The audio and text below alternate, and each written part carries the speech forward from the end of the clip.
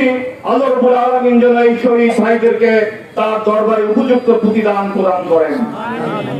আমরা এই আন্দোলন পটুয়াখালী জেলার ইটবাড়িয়া ইউনিয়নে ১, ২ ও ৩ নং ওয়ার্ডের উদ্যোগে বৈষম্য বিরোধী ছাত্র আন্দোলনের গণ অভ্যুত্থানে নিহতদের স্মরণে এক বিশাল দোয়া ও আলোচনা সভা অনুষ্ঠিত হয়েছে।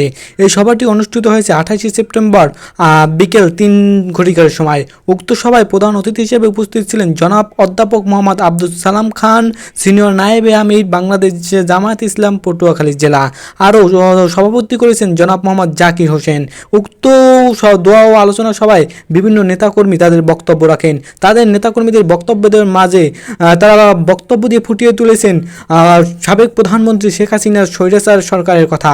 তারা আরও বলেছেন আল্লামা দেলোয়ার হোসেন সাঈদীকে ১৩ বছর মিথ্যা মামলার মাধ্যমে জেলখানায় রেখেছেন এবং সেই জেলখানায় তারা দেলোয়ার হোসেন সাঈদী মৃত্যুবরণ করেছেন। এর তীব্র নিন্দা জানিয়েছেন এবং তার দ্রুত বিচার আশা করেন।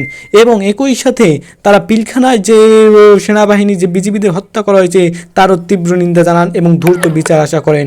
উক্ত সভা সমাবেশে আরও অনেক নেতাকর্মী তাদের বক্তব্যও তুলে ধরেন এবং বৈষম্য বিরোধী ছাত্র আন্দোলনে যে সব মানুষ নিহত হয়েছেন তাদের সবার রুহের মাগফিরাত কামনা যারা আহত হয়েছে, যারা এখনো হাসপাতালে শয্যাশয়ী হয়ে কষ্ট স্বীকার করে যাচ্ছে, যারা পঙ্গু হয়েছে, যারা চোখ হারিয়েছে, আমরা তাদের জন্য সমবেদনা প্রকাশ করছি, দোয়া করছি। তাদের জন্য আমাদের সাধ্য অনুযায়ী তাদের পাশে আমরা দাঁড়ানোর চেষ্টা করছি।